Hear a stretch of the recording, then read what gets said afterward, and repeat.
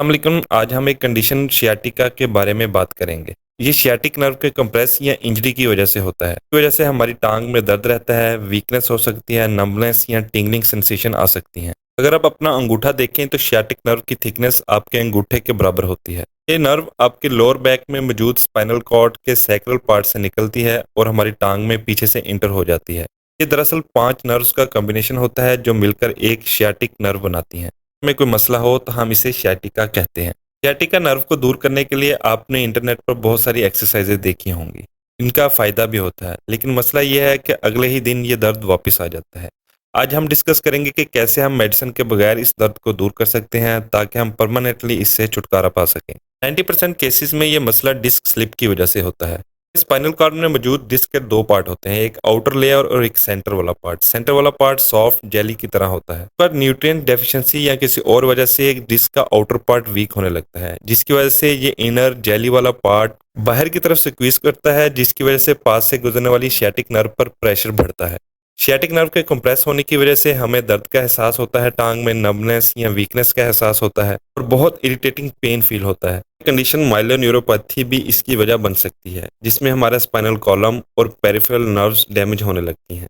यहाँ एक बात जो काबिल गौर है कि माइलोन्यूरोपैथी और सियाटिका के पेशेंट में अक्सर कॉपर न्यूट्रिएंट्स की डेफिशिएंसी देखी गई है। इसके अलावा फोलेट और विटामिन ई की डेफिशिएंसी भी हो सकती है, लेकिन अक्सर औकात कॉपर की डेफिशिएंसी देखी गई है। जब मैंने इस पर रिसर्च की तो मैं हैरान हुआ कि बहुत सारे लोग नेचुरली इस सियाटिका नर्व को ट्रीट करने के लिए कॉपर ब्रेसलेट, कॉपर क्रीम्स और कॉपर बेल्ट का इस्तेमाल कर रहे हैं, और ये बहुत इफेक्टिव भी साबित होता है। इसके अलावा हमारी बॉडी में कनेक्टिव टिश्यू और कोलेजन बनाने के लिए जो एंजाइम इस्तेमाल होते हैं, कॉपर उनके को फैक्टर के तौर पर काम करता है। और हमारी जो स्पाइनल कॉर्ड की डिस्क है, जो सियाटिका के ज्यादातर केसेस का बाइस है, उसका आउटर पार्ट 75% कोलेजन से बना हुआ होता है।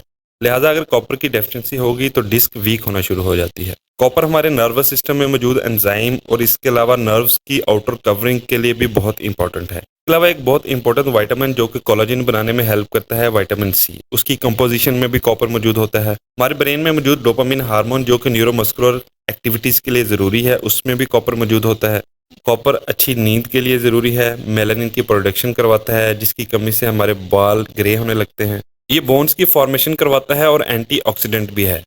हम में से अक्सर लोगों में कॉपर की डेफिशिएंसी होती है, जिनकी बहुत सारी वजूहत हैं, जिनमें शामिल है हम ऐसी खुराक खाते हैं जिसमें कॉपर बहुत कम मौजूद होता है। इसके अलावा बहुत ज़्यादा एक्सरसाइज, खास तौर पर एथलीट जो कि बहुत ज़्यादा फिजिकल वर्क करते हैं, उनमें कॉपर की डेफिशिएंसी हो जाती है। इनमें एनर्जी बहुत ज़्यादा यूज़ होती है और इसके दौरान कॉपर यूज़ होता है, तो इनमें टेंडन्स और मसल्स पुल होना शुरू हो जाएंगे, उनमें वीकनेस स्टार्ट हो जाएगी। अगर आप बहुत ज़्यादा अमाउंट में आयरन या जिंक के सप्लीमेंट्स ले रहे हैं तो ये कॉपर की डेफिशिएंसी का बायस बनते हैं। तो गंदम के आटे से बनने वाली बहुत सारी चीज़ें जैसा कि बिस्किट्स, पास्तास वगैरह इसकी कमी का बायस बनते हैं। इसके अलावा टैप वाटर में मौजूद फ्लोराइड कॉपर की डेफिशिएंसी करवाता है। बहुत ज़्यादा विटामिन सी का इस्तेमाल खासतौर पर एस्कॉर्बिक एसिड की फॉर्म में कॉपर की डेफिशिएंसी करवाता है।